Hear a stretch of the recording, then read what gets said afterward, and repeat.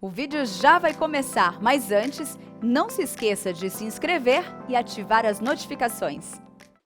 Meus amados, nós vamos abrir a palavra de Deus no primeiro livro dos Reis.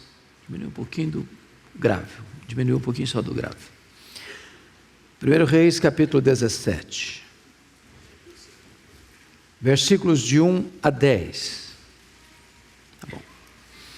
1 Reis 17, de 1 a 10.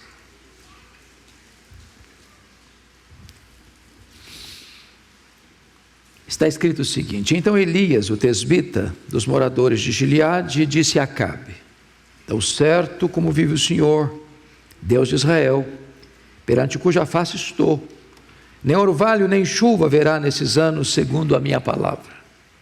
Veio-lhe a palavra do Senhor dizendo: retira-te daqui, vai para a banda do Oriente, e esconde-te junto à torrente de Querite, fronteira ao Jordão. Beberás a torrente. E ordenei aos corvos que ali mesmo te sustentem. Foi, pois, e fez segundo a palavra do Senhor. Retirou-se e habitou junto à torrente de Querite, fronteira ao Jordão. Os corvos lhe traziam pela manhã pão e carne, como também pão e carne ao anoitecer. E bebia da torrente. Mas passados os dias a torrente secou, porque não chovia sobre a terra. Então lhe veio a palavra do Senhor dizendo: dispõe-te, vai a Sarepta, que pertence a Sidom, e demora-te ali, onde ordenei a uma mulher viúva que te dê comida. Então ele se levantou e se foi a Sarepta. Amém. A jornada de um homem de Deus é o tema da nossa meditação nesta noite. Meus amados, Elias é um dos homens mais importantes da história da redenção, da história bíblica, talvez um dos nomes mais emblemáticos da Bíblia. Elias inicia o seu ministério num período de muita crise no Reino do Norte, conhecido como Reino de Judá. Desde que Salomão morreu, em 931, é que este Reino do Norte, formado das 10 tribos do Norte, exceto Benjamim e Judá, passaram por grandes crises. O primeiro rei, o cismático, Jeroboão I, reinou 22 anos e fez o que era mal perante o Senhor. Seu sucessor, seu filho Nadab, reinou só 2 anos, mas fez o que era mal perante o Senhor e foi assassinado. Quem o assassinou assumiu o trono, Baasa, fez o que era mal perante o Senhor e governou 24 anos. A morte dele, o seu filho Elá, continuou fazendo o que era mal perante o Senhor, governou só 2 anos e foi assassinado. Quem o assassinou assumiu o trono e não conseguiu reinar, porque foi cercado, e ele então comete suicídio. Ascende ao poder Onri, foi pior do que os anteriores, governou 12 anos. Com a morte dele, o seu filho Acabe, pior do que todos, reinou 22 anos. É nessa conjuntura de crise sem igual, sem precedentes na história de Israel, é que Deus levanta Elias. Deus não levanta um partido político, Deus não levanta nem mesmo uma denominação, Deus levanta um homem chamado Elias. E eu queria hoje pensar na história dele em alguns aspectos. Primeiro, Elias no palácio. Confira comigo os versos 1 e 2. Então Elias, o tesbita dos moradores de Gileade, disse a Acabe: tão certo como vive o Senhor, Deus de Israel, perante cuja face estou, nem orvalho nem chuva haverá nesses anos, segundo a minha palavra. Quando fala Elias, o tesbita, está falando da origem dele. Ele vem de Tisbé. Tisbé é um lugar tão pequeno que você não encontra no mapa, mas somos informados que ele era dos moradores de Gileade. Gileade está hoje no que nós chamamos de Jordânia, do lado oriental do Jordão. Então ele vem sem pedigree, vem sem qualquer recomendação de excelência. Ele não vem de uma família rica, ele não vem de uma escola de profetas, ele não vem de uma classe sacerdotal. Ele é um homem de um lugar desconhecido, ele é um homem desconhecido, de uma família desconhecida. Mas Deus o levanta para ser profeta na sua nação, para mudar a história da sua nação. E o que é curioso é que este homem começa o seu ministério indo direto ao rei, no palácio do rei. E ele é ousado, porque ele chega diante de Acabe, um dos homens mais perversos, casado com uma das mulheres mais vis da história, Jezabel, feiticeira, assassina, mandona, e diz para o rei: segundo a minha palavra, não vai chover, não vai cair orvalho nos próximos anos, 3 anos e meio. Uma palavra de juízo porque a nação tinha se rendido ao culto a Baal, à força da espada e da baioneta. Mas ele tem uma convicção inabalável que o texto não dá resposta para nós. Ele não está dizendo, segundo a palavra de Deus não vai chover, segundo a minha palavra não vai chover. Ele está falando em nome de Deus. E por que ele tem essa convicção? A resposta está lá em Tiago 5,17, que diz que Elias orou com instância para não chover e não choveu. Aqui tem algo preciosíssimo para nós. Porque hoje, como naquele tempo, nós temos a tendência de separar academia de piedade, separar pregação de oração. Elias está nos ensinando aqui que você só pode prevalecer em público diante dos homens, se primeiro você prevalece em secreto diante de Deus. Você só pode se levantar diante dos homens, se primeiro você se prostrar diante de Deus. Primeiro você ora, depois você tem autoridade para pregar. E Elias está confrontando o rei porque se não chove, se não cai orvalho, se nem o ordinário, nem o extraordinário acontecem, a agricultura, a pecuária, que eram as duas fontes de renda, entrariam em colapso. Deus está quebrando as pernas de Baal, que era considerado o padroeiro da prosperidade. Quando se colhia as lavouras, quando se recebia a cria das vacas e ovelhas, atribuía isso a Baal. Se Deus fecha as comportas dos céus, Deus está mostrando que Baal não tem poder, que esse ídolo não tem valor, que a crença nele é uma crença vã. Deus está trazendo uma palavra de juízo para o rei, no palácio do rei. E o profeta não se intimida, ele prega para o rei, com autoridade e com poder. Mas aí vem a segunda fase na vida dele, segundo estágio na vida desse profeta, que é Elias no deserto. Confira aí comigo o versículo 2 e 3. Veio-lhe a palavra do Senhor dizendo: retira-te daqui, vai para a banda do Oriente, esconde-te junto à torrente Querite, fronteira ao Jordão. Beberás da torrente, e ordenei aos corvos que ali mesmo te sustentem, diz o texto. Foi, pois, e fez segundo a palavra do Senhor. Meus amados irmãos, o que Deus está tratando aqui com Elias? É o que Ele trata com você e comigo. Deus às vezes nos levanta, Deus às vezes nos usa na sua obra, mas Deus não permite que você e eu acreditemos que as coisas acontecem porque nós estamos fazendo. Deus manda o Elias para um deserto. Deus tira o Elias debaixo dos holofotes, das luzes da ribalta, e o endereça para um local totalmente solitário, onde a única coisa que ele podia ter para sobreviver era um filete d'água que estava para secar, que era uma região desertificada. O que Deus está fazendo? Nenhum pregador gosta de solidão, pregador gosta de multidão. E Deus pega o Elias e o tira do palácio e o manda para um deserto. Porque o deserto não nos promove, o deserto nos humilha. O deserto não acende as luzes da ribalta, o deserto apaga as luzes. O deserto não nos enaltece, o deserto nos humilha. Mas o deserto não é um acidente no percurso da vida, o deserto é uma agenda de Deus. O deserto é a escola superior do Espírito Santo, onde Deus treina os seus líderes mais importantes. Deus treinou Moisés no deserto, Deus treinou Elias no deserto, Deus treinou o seu próprio filho no deserto. Se você está passando por um deserto, não reclame, Deus está trabalhando. E no que Deus trabalha? A primeira coisa que Deus trabalha em Elias, meus irmãos, é a própria vida dele. Porque no deserto Deus revela para nós que nós somos nada, para que nós entendamos que Deus é tudo.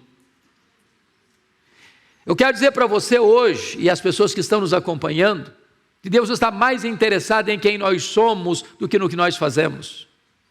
Vida com Deus precede trabalho para Deus.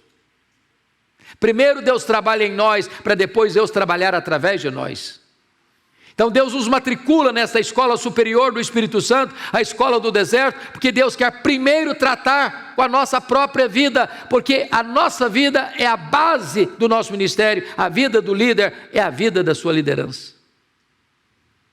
Mas em segundo lugar, na escola do deserto, eles precisam aprender a depender de Deus, e depender completamente de Deus. Aliás, essa é uma experiência que a Igreja de Pinheiros tem vivido, né, pastor Ival, constantemente.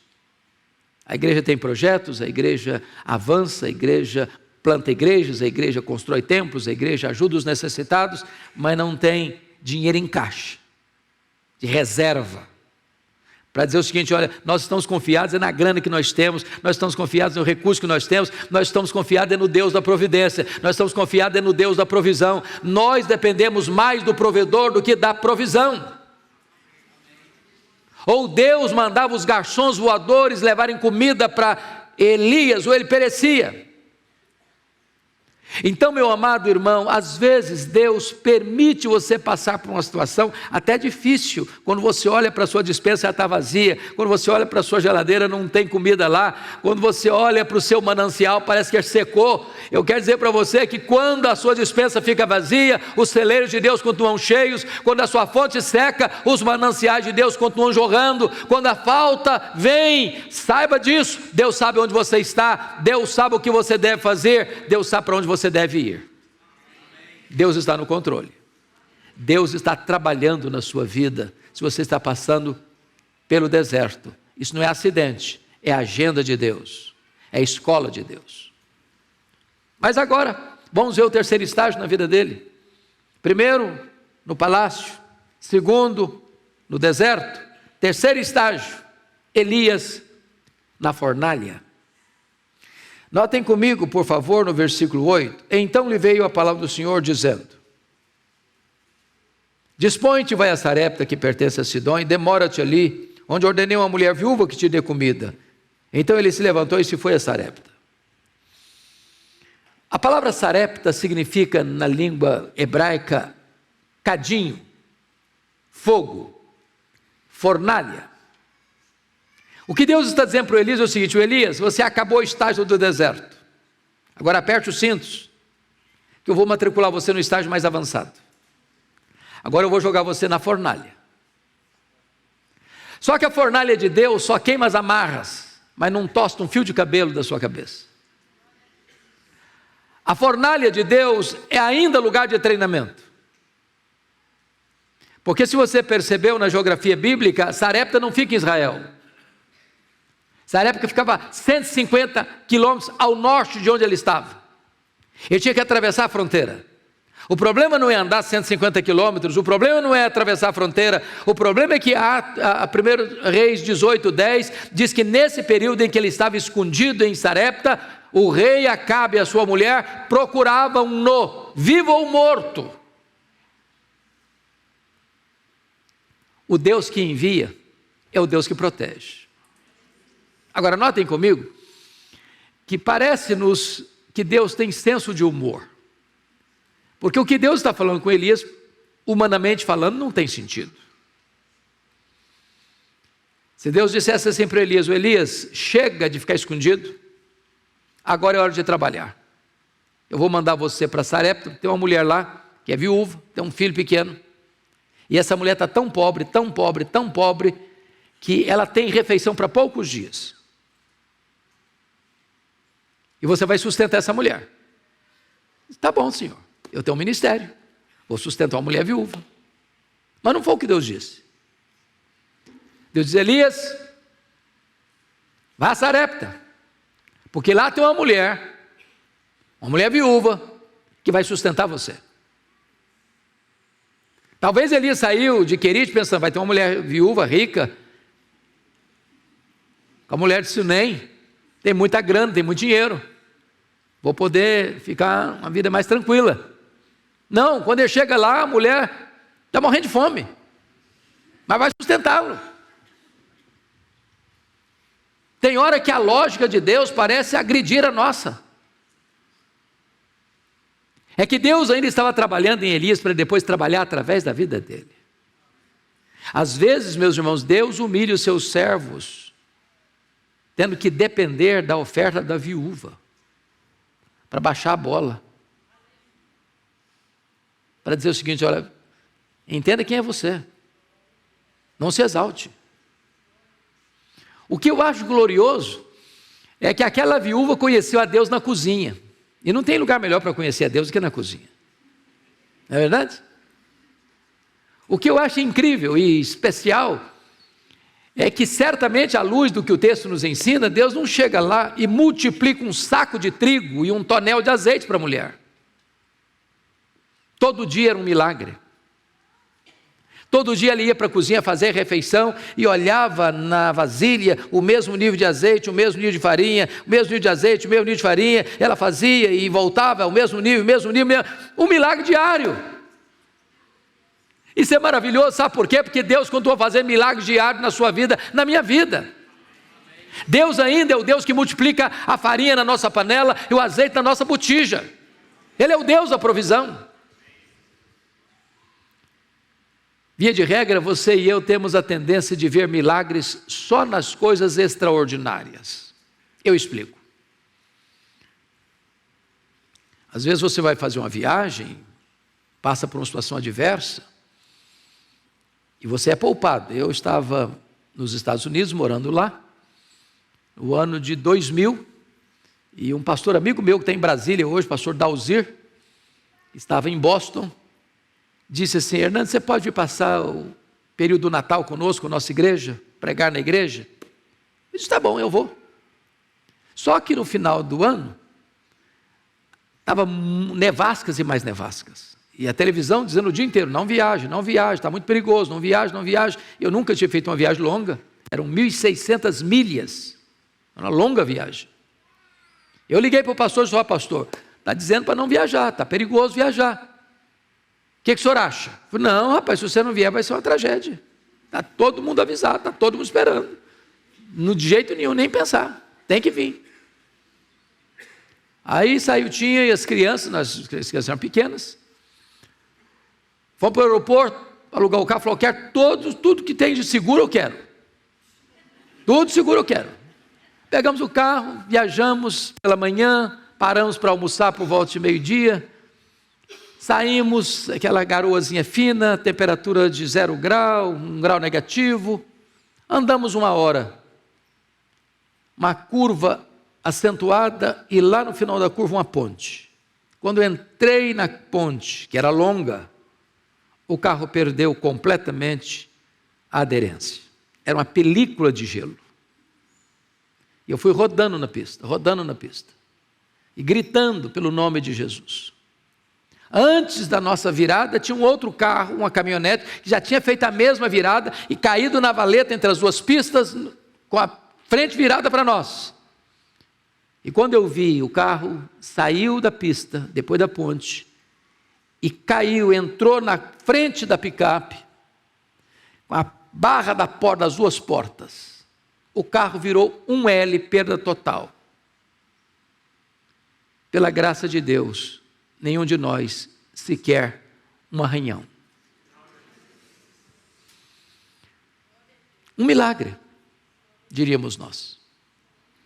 Porém, a gente não vê milagre no fato de você sair de casa todo dia e voltar todo dia para casa. Você sair para o trabalho todo dia e voltar do trabalho para casa todo dia. De você pegar o seu filho e levar para a escola todo dia, e lá na escola pegar o seu filho de volta todo dia, todo ano, sem um acidente.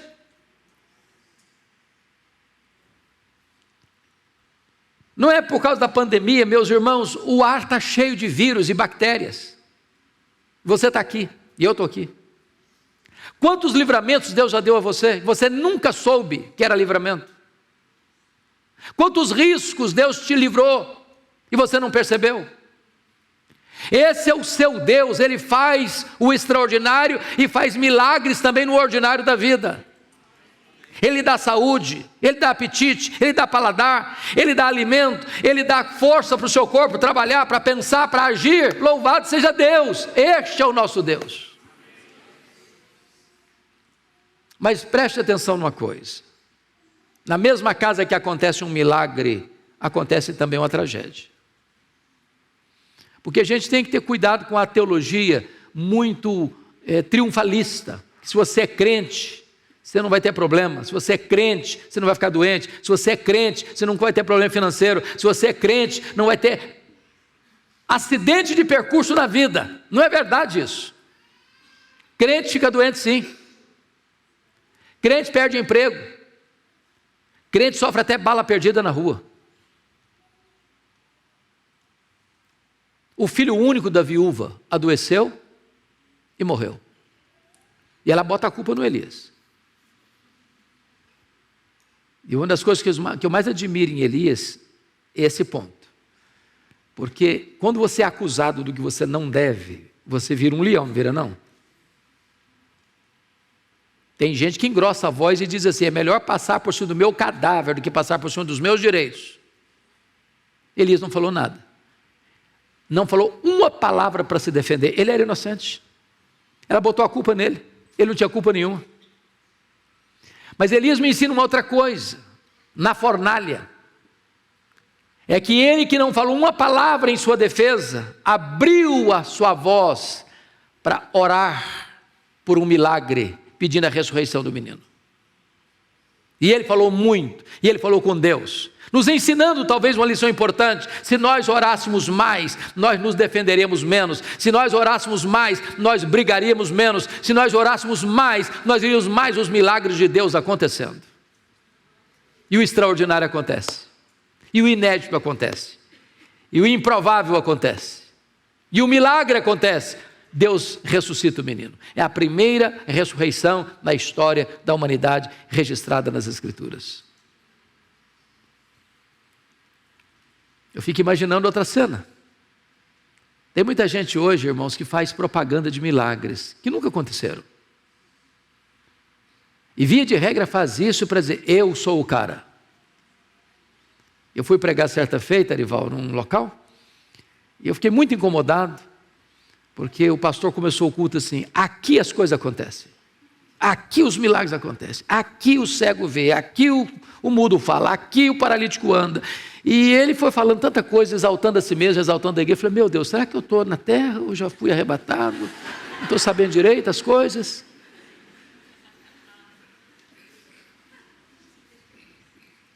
Elias sai com o milagre vivo, e ele não faz propaganda dele mesmo. Ele entrega o menino para a mãe e diz: mulher, teu filho vive.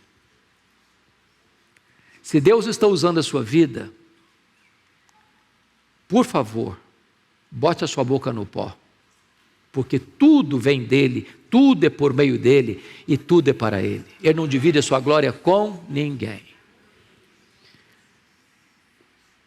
Mas vamos aí a uma outra estação do Elias. Primeiro, Elias no palácio. Segundo, Elias no deserto. Terceiro, Elias na fornalha. Quarto, Elias no conflito dos deuses, no Carmelo. Porque nota em versículo capítulo 18 comigo, está escrito assim: muito tempo depois veio a palavra do Senhor Elias, no terceiro ano, dizendo: vai e apresenta-te a Acabe, porque darei chuva sobre a terra. Partiu, pois, Elias apresentar-se a Acabe. Me permitam uma digressão, notinha de rodapé. Olha uma marca de Elias. Deus manda, ele não questiona, ele não duvida, ele não protela. Veja o capítulo 17:3. Retira-te daqui, vai para a banda do Oriente, esconde lá, junto à torrente Querite. Qual foi a resposta? Versículo 5. Foi, pois, e fez segundo a palavra do Senhor. Agora veja o capítulo 17:8. Então lhe veio a palavra do Senhor dizendo: dispõe-te, vai a Sarepta. A resposta, versículo 10, então ele se levantou-se e foi a Sarepta. 18:1, muito tempo depois, veio a palavra do Senhor a Elias, no terceiro ano, dizendo: vai, apresente a Acabe, te darei chuva sobre a terra. Resposta, partiu, pois, Elias a apresentar-se a Acabe. Você quer ser usado nas mãos de Deus? Obedeça a Deus. Você pode não entender, mas Ele não questiona, Ele não duvida, Ele não protela, Ele obedece. Agora, Deus preparou Elias 3 anos e meio para esse combate aqui no Carmelo. E Elias confronta, primeiro, o rei Acabe, chamando-o de perturbador de Israel. Segundo, Elias confronta o povo de Israel, dizendo: por que vocês estão em cima do muro, cocheando entre dois pensamentos? Se Deus é Deus, sirva a Deus. Se Baal é Deus, então sirva a Baal, mas sai de cima do muro. Terceiro, ele confrontou os profetas de Baal, chamando-os para um duelo, para um desafio, para um embate. Nós vamos aqui pedir fogo. O Deus que manda fogo, esse é o Deus verdadeiro. E Elias sabia que Baal não tinha poder, mas sabia que o seu Deus é o todo-poderoso Deus. E então, a multidão se juntou para ver. A multidão gosta de espetáculo, gosta de desafio. E então os profetas de Baal tiveram a primazia de fazer a coisa primeiro. E eles tentaram, e eles gritaram, e eles pediram, e eles se retalharam com facas. E Baal não fez nada, e Baal não escutou nada, porque Baal não tem vida. Baal é um ídolo, sem qualquer poder.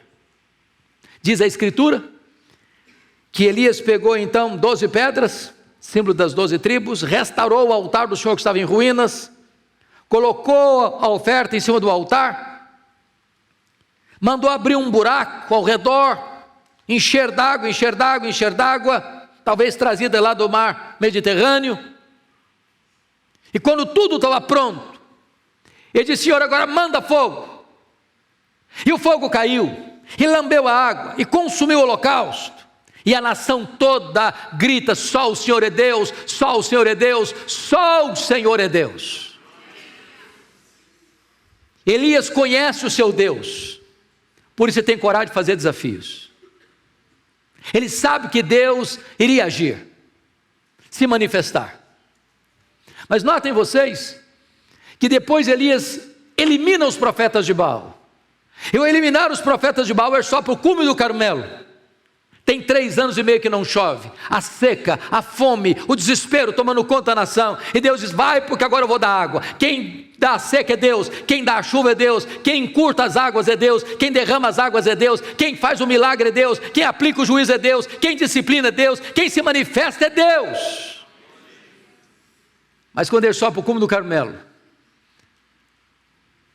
depois de uma vitória tão retumbante, ele se curva, ele se prostra, e ele ora. Ele ora uma vez, ele ora 2 vezes, ele ora 3 vezes, 4 vezes, 5 vezes, 6 vezes. Na 7ª vez, aparece uma nuvem, do tamanho da palma de uma mão. E Elias disse: basta, a chuva vai chegar. As torrentes caíram. A chuva desceu, meu irmão, porque Elias subiu. Mas não subiu para de lá de cima lançar pedras nos outros. Ele subiu para se humilhar diante do Deus Todo-Poderoso. Se nós quisermos ver as torrentes de Deus caindo sobre a nossa vida, sobre a nossa igreja, sobre a nossa família, sobre a nossa nação, nós precisamos nos humilhar debaixo da poderosa mão de Deus e orar com perseverança. Uma grande vitória. A restauração de Deus. Agora preste atenção nisso. Entre as chuvas de Deus e a terra seca, há um obstáculo que precisa ser removido. É Baal. Não adianta tirar Baal do lugar, não adianta mudar o nome de Baal, não adianta trocar as roupagens de Baal. Baal tem que ser retirado do caminho para que as chuvas de Deus desçam sobre a terra. Mas vem agora a penúltima estação da vida dele, que é Elias, na caverna, no Monte Sinai. Eu acho isso incrível, irmãos, porque se você e eu fôssemos escrever esse texto, nós omitiríamos, nós pularíamos esse ponto. Porque diz a Bíblia que quando Elias mata os profetas de Baal, Jezabel mandou um recado para ele: faça-me os deuses o que me aprouver, se amanhã eu não fizer com você a mesma coisa. O Elias gigante ficou com medo e fugiu. Não combina. Não combina com Elias. Mas por que está na Bíblia isso? Está na Bíblia isso para dizer que os homens de Deus têm os pés de barro. Nunca ponha sua confiança no homem. Todo homem, por mais piedoso, por mais cheio do Espírito Santo, por mais usado por Deus, ele é limitado. Elias ficou com medo. Elias fugiu. Diríamos hoje, irmãos, que Elias entrou num processo de depressão. Depressão. Na hora que ele mais precisava de gente do seu lado, ele dispensou seu almoço.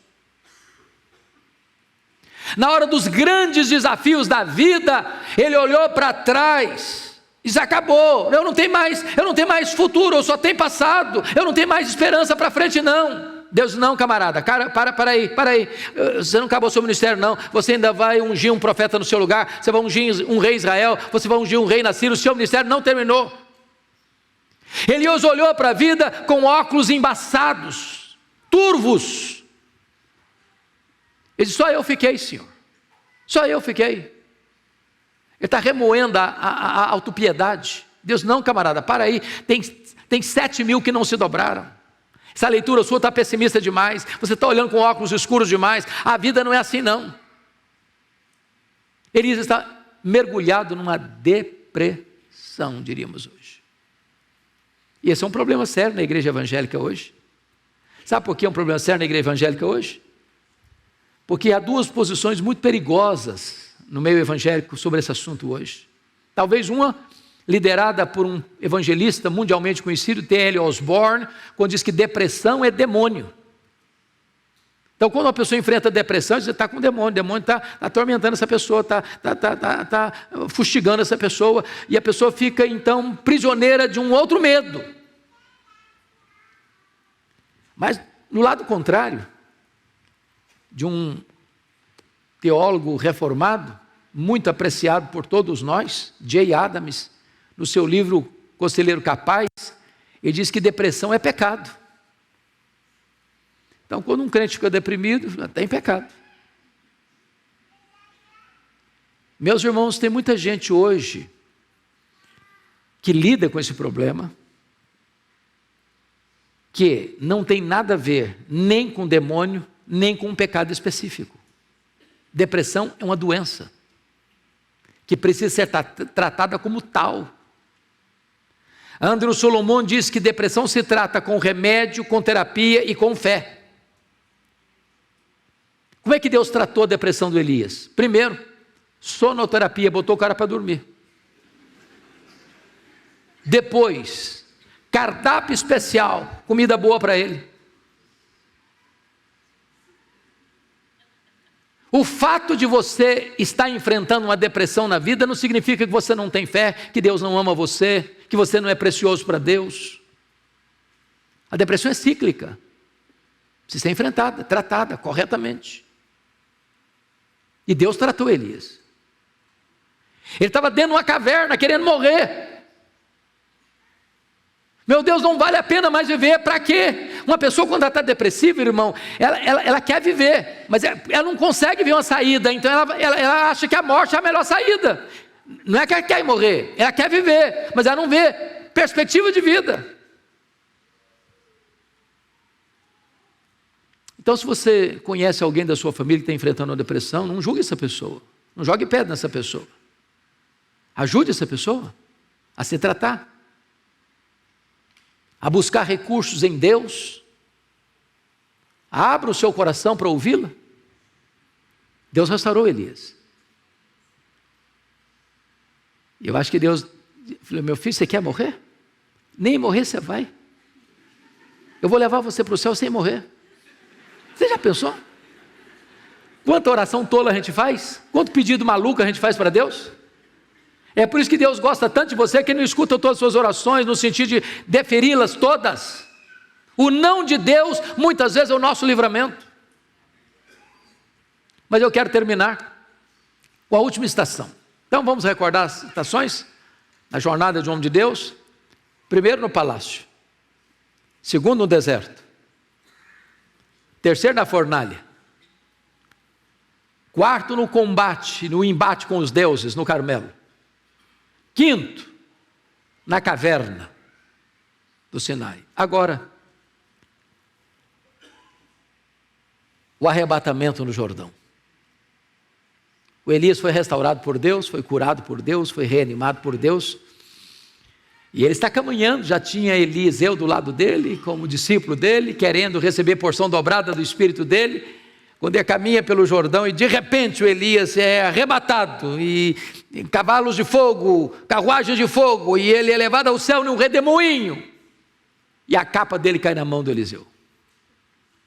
E o Eliseu, que tinha passado a pé enxuto no Jordão, agora chega às margens do Jordão, com a capa do Elias na mão, com a pergunta no coração, e a pergunta era esta: onde está o Senhor Deus de Elias?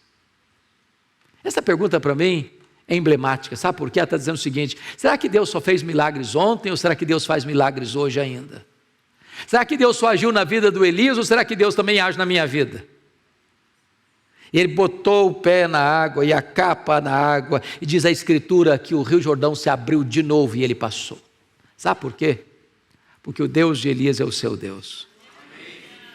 Porque o Deus de Elias é o seu Deus, é o Deus dos seus pais, é o Deus dos seus filhos, é o Deus da sua vida. Ele é o nosso Deus. Mas eu quero terminar fazendo uma pergunta a você. Hoje talvez não mais onde estão os Elias de Deus, onde está o Deus de Elias, mas a pergunta hoje é esta: onde estão os Elias de Deus? Será que eles estão aqui nessa noite? Você é um Elias de Deus? Você é alguém que Deus levanta e você se põe nas mãos de Deus? Deus manda, vai, você vai. Fica, você fica. Enfrenta, você enfrenta. Você crê que Deus pode, que Deus faz?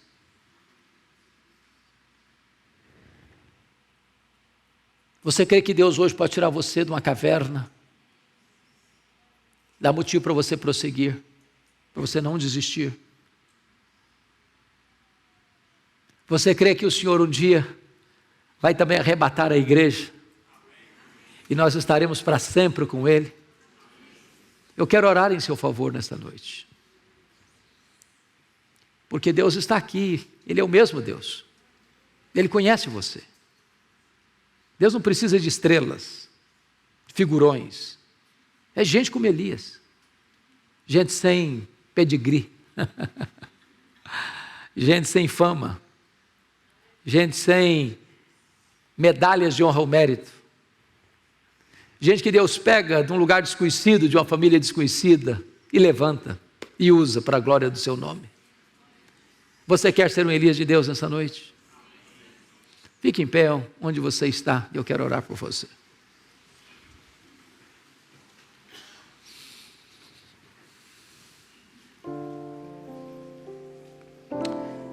Ó Deus querido, bendito é o teu nome.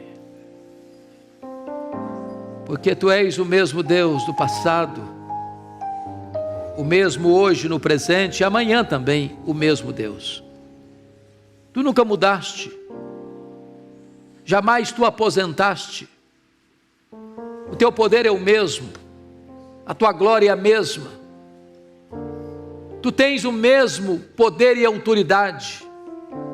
E aqui está o teu povo. E tu conheces cada pessoa que entrou aqui, o passado de cada uma, a história de cada uma, as lutas de cada uma pessoa que está aqui hoje. E eu te peço agora, em nome de Jesus, que tu te manifestes a nós, que a tua glória enche esta casa, que a luz do teu rosto brilhe neste lugar. Tu conheces, meu Deus, como cada pessoa entrou aqui hoje, as necessidades particulares de cada uma delas, as lutas que elas estão enfrentando, às vezes até lutas íntimas que não são compartilhadas, mas hoje, Senhor, contempla, vê, manifesta o teu poder, liberta, cura, restaura, renova a vida do teu povo. Ah, Senhor, nós não estamos aqui diante de um ídolo mudo, nós não estamos aqui diante de Baal, nós estamos aqui diante do Senhor dos exércitos, nós estamos aqui diante do Deus que está no trono, nós estamos aqui diante do Pai, do Filho, do Espírito Santo, do Deus da nossa salvação. Manifesta o teu poder, restaura a nossa alma, visita o nosso coração, traz alegria da salvação, traz paz para a nossa vida, traz cura, Senhor, para as angústias e feridas da nossa alma, e traz, meu Deus, sobretudo um derramar do teu Espírito sobre a tua igreja. É a nossa súplica, Senhor, é a nossa oração, em nome de Jesus, amém. Permaneçam em pé, meus amados.